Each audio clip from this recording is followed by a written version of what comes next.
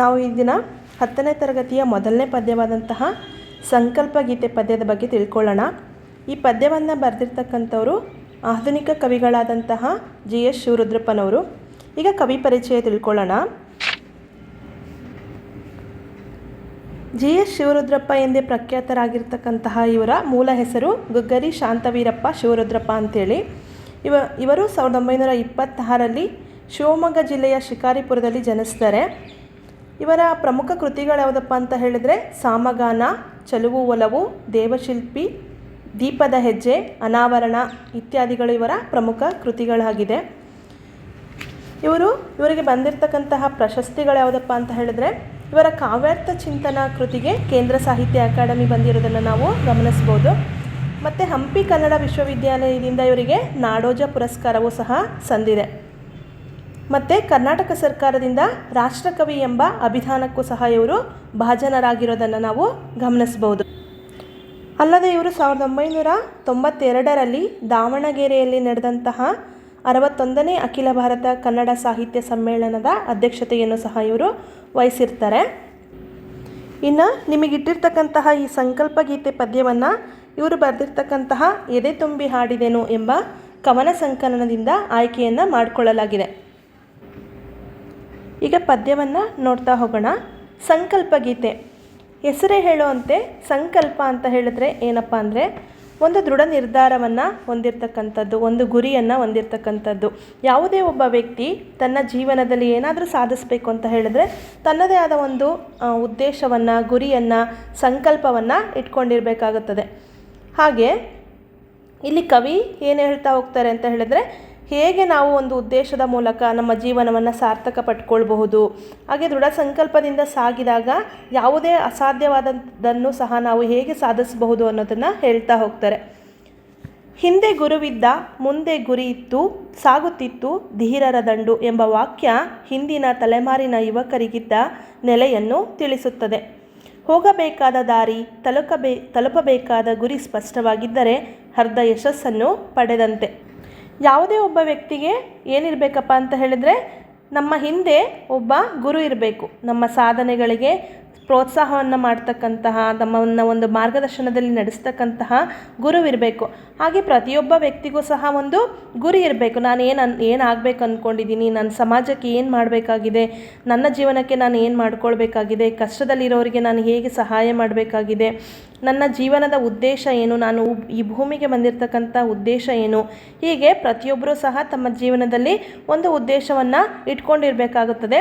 ಮತ್ತು ಹಾಗೆ ಪ್ರತಿದಿನವೂ ಸಹ ಆ ಉದ್ದೇಶದ ಈಡೇರಿಕೆಗೋಸ್ಕರ, ಆ ಉದ್ದೇಶವನ್ನು ಸಾಧಿಸ್ಕೊಳ್ಳೋದಕ್ಕೋಸ್ಕರ ನಾವು ಪ್ರತಿದಿನ ಅದಕ್ಕೋಸ್ಕರ ಆ ಕಡೆ ಸಾಗ್ತಾ ಇರಬೇಕು.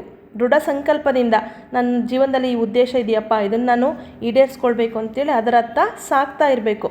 ಹಾಗೆ ಆ ರೀತಿಯಾಗಿ ಮಾಡಿದಾಗ ಮಾತ್ರ, ಹಾಗಾದಾಗ ಮಾತ್ರ ನಾವು ಯಶಸ್ಸನ್ನು ಗಳಿಸೋದಕ್ಕೆ ಸಾಧ್ಯ ಆಗುತ್ತೆ. ಇಲ್ಲಿ ಉದಾಹರಣೆಯನ್ನು ಕೊಡ್ತಾ ಇದ್ದಾರೆ ಇವರು. ಸ್ವತಂತ್ರನನ್ನ ಅಜನ್ಮಸಿದ್ಧ ಹಕ್ಕು ಎಂದ ತಿಲಕರಾಗಿರಬಹುದು. ಸ್ವತಂತ್ರ ಗಳಿಸುವುದೇ ಜೀವನದ ಏಕೈಕ ಸಂಕಲ್ಪ ಎಂದುಕೊಂಡ ರಾಷ್ಟ್ರಪಿತ ಗಾಂಧೀಜಿಯವರಾಗಿರಬಹುದು. ಇವರೆಲ್ಲ ಹೇಗೆ ಸಾಧಕರೆನಿಸ್ಕೊಂಡ್ರಪ್ಪ ಅಂತ ಹೇಳಿದ್ರೆ ಇವರಿಗೆ ಒಂದು ದೃಢ ಉದ್ದೇಶ ಇತ್ತು, ಸಂಕಲ್ಪ ಇತ್ತು ಸ್ವತಂತ್ರವನ್ನು ಪಡೆದುಕೊಳ್ಳೋದಕ್ಕಾಗಿ. ಹಾಗಾಗಿ ಅದಕ್ಕೋಸ್ಕರ ಅವರು ಹಗಲಿರುಳು ಶ್ರಮಿಸ್ತಾರೆ. ಹಾಗಾಗಿನೇ ಅವರು ಸಾಧಕರೆನಿಸ್ಕೊಂಡ್ರು ಅಂತ ಹೇಳ್ತಾರೆ. ಹೀಗೆ ಇತಿಹಾಸ ದಾಖಲಿಸುವುದು ಮತ್ತು ನೆನಪಿನಲ್ಲಿ ಇಟ್ಟುಕೊಳ್ತಕ್ಕಂಥದ್ದು ಇಂತಹ ಸಾಧಕರನ್ನು. ಸಾಧಕನು ತಾನು ಕಂಡ ಕನಸನ್ನು ಅದೆಷ್ಟೇ ತೊಡಕುಗಳು ಬಂದರೂ ಸಹ ಅದನ್ನು ನನಸಾಗಿಸುತ್ತಾನೆ. ಹೀಗೆ ಸಂಕಲ್ಪದತ್ತ ದೃಢ ನಿರ್ಧಾರದಿಂದ ಕಾರ್ಯಶೀಲರಾದರೆ ಅಸಾಧ್ಯವಾದುದು ಯಾವುದೂ ಇಲ್ಲ. ದೃಢ ಸಂಕಲ್ಪದಿಂದ ಏನೇನನ್ನು ಸಾಧಿಸಬಹುದೆಂಬುದನ್ನು ರಾಷ್ಟ್ರಕವಿ GS ಶಿವರುದ್ರಪ್ಪನವರು ಈ ಸಂಕಲ್ಪ ಗೀತೆಯ ಮೂಲಕ ಹೇಳ್ತಾ ಹೋಗಿದ್ದಾರೆ.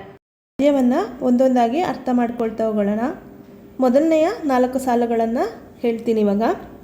ಸುತ್ತಲೂ ಕವಿಯುವ ಕತ್ತಲೆಯೊಳಗೆ ಪ್ರೀತಿಯ ಹಣತೆಯ ಹಚ್ಚೋಣ, ಬಿರುಗಾಳಿಗೆ ಹೊಯ್ದಾಡುವ ಹಡಗನು ಎಚ್ಚರದಲ್ಲಿ ಮುನ್ನಡೆಸೋಣ. ನಮ್ಮ ಸುತ್ತಲಿನ ಪ್ರಪಂಚ ಹೇಗಿದೆಯಪ್ಪ ಅಂತ ಹೇಳಿದರೆ ಅಜ್ಞಾನದಿಂದ, ಮೌಢ್ಯದಿಂದ, ಮೂಢನಂಬಿಕೆಗಳಿಂದ ತುಂಬಿ ಹೋಗಿದೆ. ಅನಾಗರಿಕತೆ ತಾಂಡವವಾಡ್ತಾ ಇದೆ. ವಾಮಾಚಾರ ಆಗಿರ್ಬೋದು, ಮೋಸ, ಕಪಟ, ಈ ಥರದಂತಹ ಕತ್ತಲೆಯಿಂದ ತುಂಬಿ ಹೋಗಿದೆ. ಈ ರೀತಿಯ ಕತ್ತಲೆಯನ್ನು ಹೋಗಲಾಡಿಸೋದಕ್ಕೆ ನಾವು ಪ್ರೀತಿಯ ಹಣತೆಯನ್ನು ಹಚ್ಚಬೇಕಾಗಿದೆ, ಜ್ಞಾನದ ಹಣತೆಯನ್ನು ಹಚ್ಚಬೇಕಾಗಿದೆ ಅಂತ ಹೇಳ್ತಾರೆ. ಇನ್ನು ಬಿರುಗಾಳಿಗೆ ಹೊಯ್ದಾಡುವ ಹಡಗನ್ನು ಎಚ್ಚರದಲ್ಲಿ ಮುನ್ನಡೆಸೋಣ. ಬಿರುಗಾಳಿಗೆ ಹೊಯ್ದಾಡ್ತಾ ಇದೆ ನಮ್ಮ ಜೀವನ. ಹಲವಾರು ಜೀವನ ಏನಾಗಿದೆ, ನಿರ್ಗತಿಕರಿದ್ದಾರೆ, ನಿರಾಶ್ರಿತರಿದ್ದಾರೆ, ಬಡವರಾಗಿದ್ದಾರೆ, ಎಷ್ಟೋ ಜನ ಅನಾಥರಿದ್ದಾರೆ, ಪ್ರೀತಿ ವಿಶ್ವಾಸಗಳಿಲ್ಲ ಅವರ ನಡುವೆ. ಇಂತಹ ಜನರಿಗೆಲ್ಲ ಏನು ಮಾಡಬೇಕು, ಇಂಥವರ ಜೀವನ ಏನಾಗಿದೆ, ಹೊಯ್ದಾಡ್ತಾ ಇದೆ, ಬಿರುಗಾಳಿಗೆ ಸಿಕ್ಕು ನಲುಗ್ತಾ ಇದ್ದಾರೆ. ಅಂಥವ್ರನ್ನು ನಾವು ಎಚ್ಚರದಲ್ಲಿ ಮುನ್ನಡೆಸಬೇಕು. ಅವರಿಗೆ ಆಶ್ರಯವನ್ನು ಕೊಡ್ತಕ್ಕಂಥದ್ದಾಗಿರ್ಬೋದು, ಅವರಿಗೆ ಪ್ರೀತಿ ವಿಶ್ವಾಸಗಳನ್ನು ಕೊಡ್ತಕ್ಕಂಥದ್ದಾಗಿರ್ಬೋದು, ನಮ್ಮ ಕೈಲಾದಂತಹ ಸಹಾಯವನ್ನು ಅವರಿಗೆ ಕೊಡೋದ್ರ ಮೂಲಕ ನಾವೇನು ಮಾಡಬೇಕು, ಅಂತಹ ಜನರಿಗೆ ನಾವು ಅವರ ಜೀವನ ಒಯ್ದಾಡುವ ಹಡಗನ್ನು ನಾವು ಎಚ್ಚರದಿಂದ ಮುನ್ನಡೆಸಬೇಕು. ಆ ರೀತಿಯಾದಂತಹ ಒಂದು ಸಂಕಲ್ಪವನ್ನು ನಾವು ಮಾಡಬೇಕಾಗಿದೆ. ಸಮಾಜದಲ್ಲಿರ್ತಕ್ಕಂತಹ ಕತ್ತಲೆಯನ್ನು ಜ್ಞಾನದ ದೀಪವನ್ನು ಹಚ್ಚುವ ಮೂಲಕ, ಪ್ರೀತಿಯ ಹಣತೆಯನ್ನು ಹಚ್ಚುವ ಮೂಲಕ ನಾವು ಸಮಾಜವನ್ನು ಒಂದು ಸರಿದಾರಿಯಲ್ಲಿ ನಡೆಸಬೇಕಾಗಿದೆ. ಮತ್ತು ಅನೇಕ ನಿರ್ಗತಿಕರಿಗೆ, ನಿರಾಶ್ರಿತರಿಗೆ ನಾವು ಆಶ್ರಯವನ್ನು ಕೊಡೋದ್ರ ಮೂಲಕ, ನಮ್ಮ ಕೈಲಾದಷ್ಟು ಸಹಾಯವನ್ನು ಮಾಡುವ ಮೂಲಕ ಅವರ ಜೀವನವನ್ನು ನಾವು ಸರಿಯಾದ ರೀತಿಯಲ್ಲಿ ನಡೆಸಲು ಸಹಾಯ ಮಾಡುವಂತಹ ಒಂದು ಸಂಕಲ್ಪವನ್ನು ನಾವು ಮಾಡಬೇಕಾಗಿದೆ ಅನ್ನೋದನ್ನು ಕವಿ ಇಲ್ಲಿ ಹೇಳ್ತಾ ಇದ್ದಾರೆ. ಇನ್ನು ಮುಂದಿನ ಸಾಲುಗಳನ್ನು ಗಮನಿಸಿ. ಕಲುಷಿತವಾದಿ ನದಿ ಜಲಗಳಿಗೆ ಮುಂಗಾರಿನ ಮಳೆಯಾಗೋಣ, ಬರಡಾಗಿರುವಿ ಕಾಡು ಮೇಡುಗಳ ವಸಂತವಾಗುತ್ತಾ ಮುಟ್ಟೋಣ. ಕಲುಷಿತವಾದಿ ನದಿ ಜಲಗಳಿಗೆ ಮುಂಗಾರಿನ ಮಳೆಯಾಗೋಣ. ಏನಪ್ಪ ಹಾಗಂತ ಹೇಳಿದ್ರೆ ಈಗ ಕಲುಷಿತವಾದ ನದಿ ಜಲಗಳು, ಮಳೆ ಬರೋದಕ್ಕಿಂತ ಮುಂಚೆ ಹೇಗಿರುತ್ತೆ, ನಮ್ಮ ಅಕ್ಕಪಕ್ಕದ ರಸ್ತೆಗಳಾಗಿರ್ಬೋದು, ದಾರಿಗಳಾಗಿರ್ಬೋದು, ಮತ್ತು ನದಿಗಳು, ಕೆರೆಗಳನ್ನು ಏನಾಗಿರುತ್ತೆ, ಕಸದಿಂದ ತುಂಬಿ ಕಲ್ಮಶಗೊಂಡಿರುತ್ತೆ. ಯಾವಾಗ ಮುಂಗಾರಿನ ಮಳೆ ಆರಂಭವಾಗುತ್ತೆ, ಗುಡುಗು ಸಿಡಿಲುಗಳ ದಿಂದ ಕೂಡಿದಂತಹ ಒಂದು ರಭಸವಾದಂಥ ಮಳೆ ಯಾವಾಗ ಸುರಿಯುತ್ತೆ, ಆ ಮಳೆಗೆ ಏನಾಗುತ್ತೆ, ಕಲ್ಮಶವೆಲ್ಲ ಕೊಚ್ಚಿ ಹೋಗುತ್ತೆ. ಹಾಗೆ ಕಲುಷಿತವಾದ ನದಿ ಜಲಗಳಿಗೆ ಮುಂಗಾರಿನ ಮಳೆ ಹೇಗೆ ಸುರಿದು ಆ ಕಲ್ಮಶವನ್ನೆಲ್ಲ ಹೇಗೆ ಕೊಚ್ಕೊಂಡು ಹೋಗುತ್ತೆ, ಹಾಗೆ ನಾವು ಸಹ ಮುಂಗಾರಿನ ಮಳೆಯ ರೀತಿಯಲ್ಲಿ ನಾವು ಈ ಸಮಾಜಕ್ಕೆ ಒಂದು ಸ್ವಾಸ್ಥ್ಯವನ್ನು, ಸ್ವಚ್ಛತೆಯನ್ನು ಕೊಡ್ತಕ್ಕಂಥವ್ರಾಗಬೇಕು. ಇಲ್ಲಿರ್ತಕ್ಕಂತಹ ಕಲ್ಮಶವನ್ನೆಲ್ಲ ಹೋಗಲಾಡಿಸಬೇಕು ಅಂತ ಹೋಗಲಾಡಿಸುವ ಒಂದು ಸಂಕಲ್ಪವನ್ನು ನಾವು ಮಾಡಬೇಕಾಗಿದೆ. ಮುಂದಿನ ಸಾಲುಗಳಲ್ಲಿ ಬರಡಾಗಿರುವಿ ಕಾಡು ಮೇಡುಗಳ ವಸಂತವಾಗುತ್ತಾ ಮುಟ್ಟೋಣ. ಕಾಡು ಮೇಡುಗಳು ಹೇಗೆ ಬರಡಾಗುತ್ತೆ, ಅದನ್ನು ವಸಂತ ಕಾಲ ಬಂದಾಗ ಹೇಗೆ ಮರಗಳೆಲ್ಲ ಚಿಗುರುತ್ತೆ, ಕಾಡು ಮೇಡುಗಳೆಲ್ಲ ಚಿಗುರುತ್ತೆ, ಆ ರೀತಿಯಾಗಿ ಬರಡಾಗಿರುವ ಈ ಸಮಾಜದಲ್ಲಿ ನಾವು ಒಂದು ವಸಂತದ ರೀತಿಯಲ್ಲಿ ಚಿಗುರನ್ನು ನಾವು ಉಂಟು ಮಾಡಬೇಕಾಗುತ್ತೆ. ಹೊಸ ಆಸೆ ಆಕಾಂಕ್ಷೆಗಳನ್ನು, ಹೊಸ ಜ್ಞಾನವನ್ನು ನಾವು ಬೆಳೆಯೋದ್ರ ಮೂಲಕ ಇಲ್ಲಿ ಕಾಡು ಮೇಡುಗಳು ಹೇಗೆ ಹಸಿರಾಗುತ್ತೆ, ಹಾಗೆ ವಸಂತದ ರೀತಿಯಲ್ಲಿ ನಾವು ಸಹ ಈ ಸಮಾಜದಲ್ಲಿ ಒಂದು ಸ್ವಾಸ್ಥ್ಯವನ್ನು ಉಂಟು ಮಾಡುವ ಒಂದು ಸಂಕಲ್ಪವನ್ನು ನಾವು ಮಾಡಬೇಕಾಗಿದೆ. ಸಾಲುಗಳಲ್ಲಿ ಕವಿ ಏನು ಹೇಳ್ತಾರೆ ಅನ್ನೋದನ್ನು ನೋಡೋಣ. ಈಗ ಬಿದ್ದುದನ್ನು ಮೇಲೆಬ್ಬಿಸಿ ನಿಲ್ಲಿಸಿ ಹೊಸ ಭರವಸೆಗಳ ಕಟ್ಟೋಣ, ಮನುಜರ ನಡುವಣ ಅಡ್ಡಗೋಡೆಗಳ ಕೆಡವುತ ಸೇತುವೆಯಾಗೋಣ ಅಂತ ಹೇಳಿದ್ದಾರೆ. ಬಿದ್ದುದನ್ನು ಮೇಲೆಬ್ಬಿಸಿ ನಿಲ್ಲಿಸಿ ಹೊಸ ಭರವಸೆಗಳ ಕಟ್ಟೋಣ ಅಂತ ಹೇಳಿದ್ರೆ, ಈಗ ಅತಿವೃಷ್ಟಿಯಿಂದಾಗಿ ಏನಾಗುತ್ತೆ, ಪ್ರವಾಹಗಳು ಉಂಟಾಗುತ್ತೆ, ಭೂಕುಸಿತ ಉಂಟಾಗುತ್ತೆ, ಅನೇಕ ಜನರು ತಮ್ಮ ಮನೆಗಳನ್ನು ಕಳ್ಕೊಳ್ತಾರೆ, ಹೊಲ ಗದ್ದೆಗಳನ್ನು ಕಳ್ಕೊಳ್ತಾರೆ, ಆಸ್ತಿ ಪಾಸ್ತಿ ಎಲ್ಲ ನಾಶ ಆಗೋಗುತ್ತೆ, ತಾವು ಬೆಳೆದಿರ್ತಕ್ಕಂತಹ ಬೆಳೆ ನಾಶ ಆಗೋಗುತ್ತೆ. ಇಂಥ ಸಂದರ್ಭದಲ್ಲಿ ಏನಾಗುತ್ತೆ, ಜನರಿಗೆ ಭರವಸೆ ಹೊರಟೋಗುತ್ತೆ ಜೀವನದ ಮೇಲೆ. ಆಗ ನಾವೇನು ಮಾಡಬೇಕು, ಅವರಲ್ಲಿ ಹೊಸ ಭರವಸೆಗಳನ್ನು ಮೂಡಿಸ್ಬೇಕು.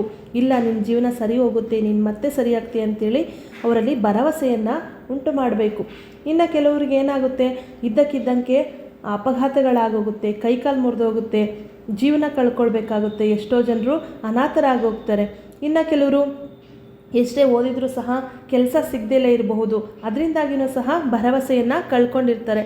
ಇಂತಹ ಸಂದರ್ಭದಲ್ಲಿ ಆ ಥರದ ಜನರಲ್ಲಿ ಹೊಸ ಭರವಸೆಯನ್ನು ಮೂಡಿಸುವಂತಹ ಒಂದು ಸಂಕಲ್ಪವನ್ನು ನಾವು ಮಾಡಬೇಕಾಗಿದೆ.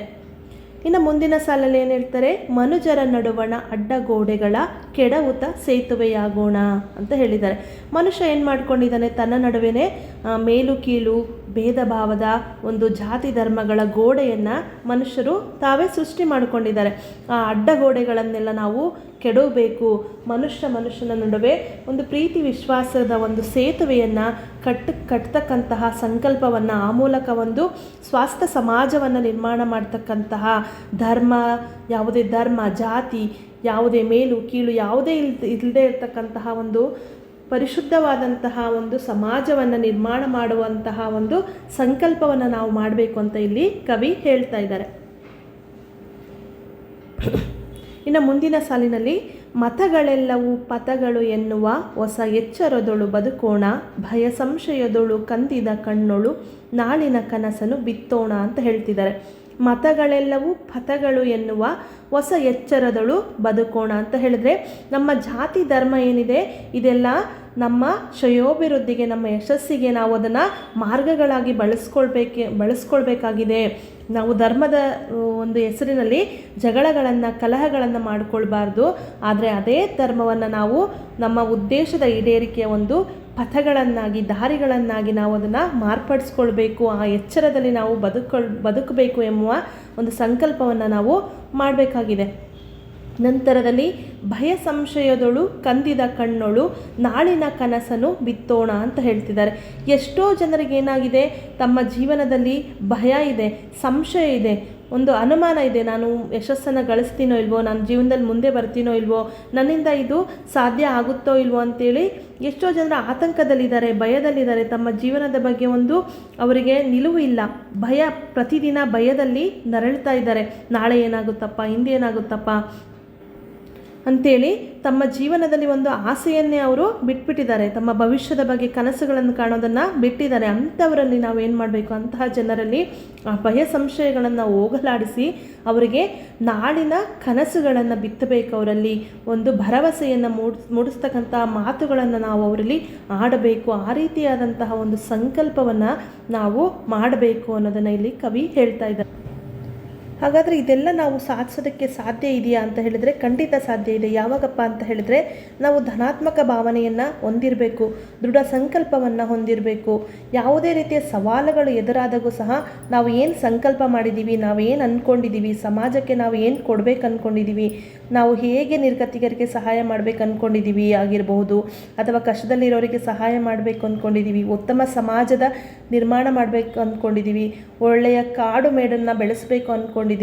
ಹೀಗೆ ಎಲ್ಲವೂ ನಮ್ಮ ಉದ್ದೇಶಗಳು ಈಡೇರುತ್ತೆ. ಯಾವಾಗಪ್ಪ ಅಂತ ಹೇಳಿದ್ರೆ, ನಾವು ಆತ್ಮವಿಶ್ವಾಸದಿಂದ, ದೃಢ ಸಂಕಲ್ಪದಿಂದ ನಾವು ಆ ಸಂಕಲ್ಪಕ್ಕೆ ಬದ್ಧರಾಗಿ ನಾವು ಕ್ರಿಯಾಶೀಲರಾದಾಗ ಮಾತ್ರ ಯಶಸ್ಸನ್ನು ನಾವು ಗಳಿಸ್ಬೋದಾಗಿದೆ. ಆ ಮೂಲಕ ನಾವು ಸ್ವಾಸ್ಥ್ಯವಾದಂತಹ ಮತ್ತು ಪರಿಪೂರ್ಣವಾದಂತಹ ಸಮಾಜವನ್ನು ನಿರ್ಮಾಣವನ್ನು ಮಾಡುವುದು ಸಾಧ್ಯ ಆಗುತ್ತೆ ಅನ್ನೋದನ್ನು ಕವಿ GS ಶಿವರುದ್ರಪ್ಪನವರು ಈ ಭಾವಗೀತೆಯ ಮೂಲಕ ತಮ್ಮ ಆಶಯವನ್ನು ವ್ಯಕ್ತಪಡಿಸಿರೋದನ್ನು ನಾವು ನೋಡಬಹುದಾಗಿದೆ.